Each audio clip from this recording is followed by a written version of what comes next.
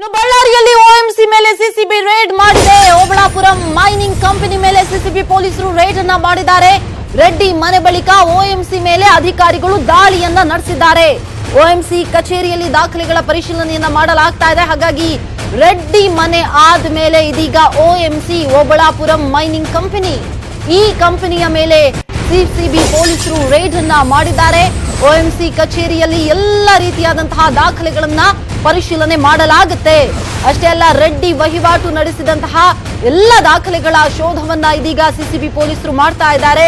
ಅದರ ಜೊತೆಗೆ ಓಎಂಸಿ ಕಚೇರಿಗೆ ಯಾರೆಲ್ಲ ಬಂದು ಹೋಗ್ತಾ ಇದ್ರು, ಯಾವಾಗ ಬಂದು ಹೋಗ್ತಾ ಇದ್ರು, ಏನೆಲ್ಲ ಮಾತುಕತೆ ಈ ಕಚೇರಿಯಲ್ಲಿ ನಡೀತಾ ಇತ್ತು, ಇವೆಲ್ಲದರ ಮಾಹಿತಿಯನ್ನ ಸಿಸಿಬಿ ಪೊಲೀಸರು ಸದ್ಯಕ್ಕೆ ಸಂಗ್ರಹಿಸ್ತಾ ಇದ್ದಾರೆ. ಇದೀಗ ರೆಡ್ಡಿ ಮನೆ ಆದ್ಮೇಲೆ ಓಎಂಸಿ ಓಬಳಾಪುರಂ ಮೈನಿಂಗ್ ಕಂಪನಿ ಮೇಲೆ ಸಿಸಿಬಿ ಅಧಿಕಾರಿಗಳು ಈಗಾಗಲೇ ರೇಡ್ ಅನ್ನ ಮಾಡಿದ್ದಾರೆ.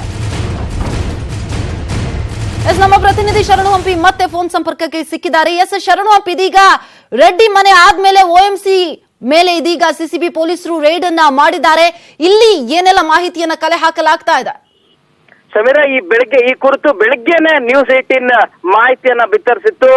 ಮೊದಲು ಮಾಜಿ ಸಚಿವ ಜನಾರ್ದನ್ ರೆಡ್ಡಿ ಅವರ ನಿವಾಸದ ಮೇಲೆ ದಾಳಿ ಮಾಡಿದೆ. ಅದಕ್ಕೂ ಮುಂಚಿತವಾಗಿ ಆತ ಅಲಿ ಖಾನ್ ಅವರ ನಿವಾಸದ ಮೇಲೆ ದಾಳಿ ಮಾಡ್ತದೆ. ಆ ಸಂದರ್ಭದಲ್ಲಿ ಅಲಿ ಖಾನ್ ಅವರ ಮನೆ ಯಾರೂ ಕೂಡ ಇದ್ದಿದ್ರೆ ಬೀಗ ಹಾಕಿದ ಕಾರಣಕ್ಕಾಗಿ ರೆಡ್ಡಿ ಮನೆಗೆ ಎರಡನೇ ಹಂತದಲ್ಲಿ ಇನ್ನು ದಾಳಿಯನ್ನು ಮಾಡ್ತಾರೆ. 8 ಗಂಟೆಗಳ ಸಂಪೂರ್ಣ ಶೋಧದ ನಂತರ, ಪರಿಶೀಲನೆ ನಂತರ ಇದೀಗ ಪಕ್ಕದಲ್ಲಿರುವಂತಹ ಓಬಳಾಪುರಂ ಮೈನಿಂಗ್ ಕಂಪನಿಯ ಕಚೇರಿಗೆ ಆಗಮಿಸಿದ್ದಾರೆ. ಒಂದು ತಂಡ ಜನಾರ್ದನ್ ರೆಡ್ಡಿ ಅವರ ಪರಮೇಶ್ವರ್ ರೆಡ್ಡಿ ಅವರ ಮನೆಗೆ ಹೋಗಿ ಅಲ್ಲಿ ಪರಿಶೀಲನೆ ವಿಚಾರಣೆಯನ್ನ ಮಾಡುವಂತ ಪ್ರಕ್ರಿಯೆಯನ್ನ ಮುಂದುವರಿಸ್ತಾರೆ. ಇನ್ನೊಂದು ತಂಡ ಏನಿದೆ, ಆ ತಂಡ ಈಗ ಓಬಳಾಪುರಂ ಮೈನಿಂಗ್ ಕಂಪನಿಯ ಕಚೇರಿಗೆ ಪರಿಶೀಲನೆ ಮಾಡ್ತಾ ಇದೆ.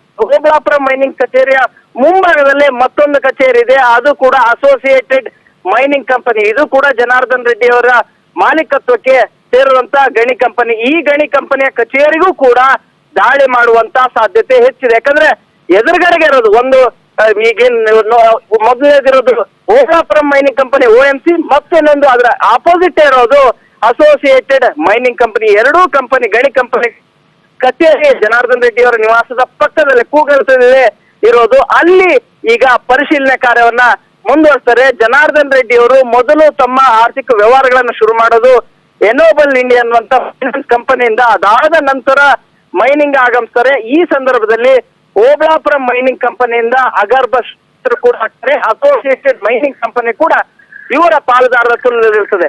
ಈ ಹಿನ್ನೆಲೆಯಲ್ಲಿ ಮನೆಯಲ್ಲಿ ಬೇಕಾದಂತ ಪೂರಕ ಮಾಹಿತಿಗಳು ಸಿಕ್ಕಿರೋ ಕಾರಣಕ್ಕಾಗಿ ಈಗ ಕಚೇರಿಗೂ ಕೂಡ ಆಗಮಿಸಿ ಅಲ್ಲಿ ಪರಿಶೀಲನೆಯ ಪ್ರಕ್ರಿಯೆಯನ್ನ ಮುಂದುವರಿಸಿದ್ದಾರೆ. ಶಮೀರಾ, ಶರಣು, ಈಗ ಓಬಳಾಪುರಂ ಮೈನಿಂಗ್ ಕಂಪನಿ ಮೇಲೆ ರೇಡ್ ಮಾಡಿರೋದ್ರಿಂದಾಗಿ ಸಹಜವಾಗಿ ಇಲ್ಲಿ ರೆಡ್ಡಿ ಏನೆಲ್ಲ ವಹಿವಾಟನ್ನ ನಡೆಸಿದ್ರು, ಯಾರೆಲ್ಲ ಈ ಕಚೇರಿಗೆ ಬಂದು ಹೋಗ್ತಾ ಇದ್ರು, ಏನೆಲ್ಲ ಮಾತುಕತೆ ಆಗ್ತಾ ಇತ್ತು, ಯಾರ ಜೊತೆ ಎಲ್ಲ ವಹಿವಾಟನ್ನ ಇಟ್ಕೊಂಡಿದ್ರು, ಎಲ್ಲ ಮಾಹಿತಿಗಳು ಇಲ್ಲಿ ಸಿಗೋ ಎಲ್ಲ ಚಾನ್ಸಸ್ ಕಂಡು ಬರ್ತಾ ಇದೆ ಅಲ್ವಾ ಶರಣು?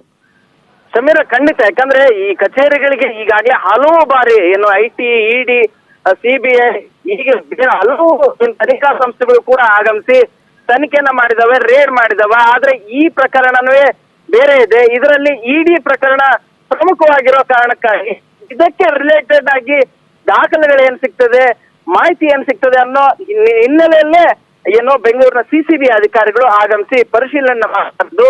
ಇವರಿಗೆ ರೆಡ್ಡಿ ಮನೆಯಲ್ಲಿ ಇದಕ್ಕೆ ಪೂರಕವಾದಂತ ಮಾಹಿತಿ ದೊರೆತಿರೋ ಕಾರಣಕ್ಕಾಗಿ ಕಂಪ್ಲೀಟ್ ಶೋಧ ಮುಗಿದಾದ ಮೇಲೆ ಈಗ ಅವರು OMC ಮತ್ತು ಅಸೋಸಿಯೇಟೆಡ್ ಮೈನಿಂಗ್ ಕಂಪನಿ AMC ಎಷ್ಟು ಕಂಪನಿಗಳು ಕೂಡ ಆಗಮಿಸಿ ಪರಿಶೀಲನೆ ಮಾಡ್ತಾ ಇದ್ದಾರೆ. ಅದರ ಅಟ್ ದ ಸೇಮ್ ಟೈಮ್ ಬಳ್ಳಾರಿಯ ರೆಡ್ಡಿ ಕಾಲೋನಿಯಲ್ಲಿರುವಂತಹ ಜನಾರ್ದನ್ ರೆಡ್ಡಿ ಅವರ ಮಾವರ ಮನೆ ಪರಮೇಶ್ವರ್ ರೆಡ್ಡಿ ಅವರ ಮನೆ ಮೇಲೂ ಕೂಡ ದಾಳಿ ಮಾಡಿ ಅದಕ್ಕೆ ಮಾಹಿತಿಯನ್ನ ಪಡೆಯಲಿಕ್ಕೆ ಇದೀಗ ಸಿಸಿಬಿ ಅಧಿಕಾರಿಗಳು ಮುಂದಾಗಿದ್ದಾರೆ. ಈ ಎಲ್ಲಾ ಪ್ರಕ್ರಿಯೆಗಳು ಸಂಜೆವರೆಗೂ ಕೂಡ ಮುಂದುವರಿಯುವಂತ ಸಾಧ್ಯತೆ ಹೆಚ್ಚಿದೆ. ಶಮೀರಾ, ಓಕೆ, ಥ್ಯಾಂಕ್ ಯು ಶರಣು ಹಂಪಿ ತಮ್ಮೆಲ್ಲ ಮಾಹಿತಿಗೆ. ಈಗ ಓಬಳಾಪುರಂ ಮೈನಿಂಗ್ ಕಂಪನಿ ಮೇಲೂ ಕೂಡ ಸಿಸಿಬಿ ರೇಡ್ ಮಾಡಿರೋದ್ರಿಂದಾಗಿ ಇಲ್ಲಿ ಸಾಕಷ್ಟು ಮಾಹಿತಿಗಳನ್ನ ಕಲೆ ಹಾಕಲಾಗ್ತಾ ಇದೆ. ಒಂದ್ ಕಡೆಯಲ್ಲಿ ಜನಾರ್ದನ್ ರೆಡ್ಡಿ ಮಾವ ಪರಮೇಶ್ವರ್ ರೆಡ್ಡಿಯನ್ನ ಕೂಡ ಸಿಸಿಬಿ ಪೊಲೀಸರು ವಶದಲ್ಲಿ ಇಟ್ಕೊಂಡಿದ್ದಾರೆ.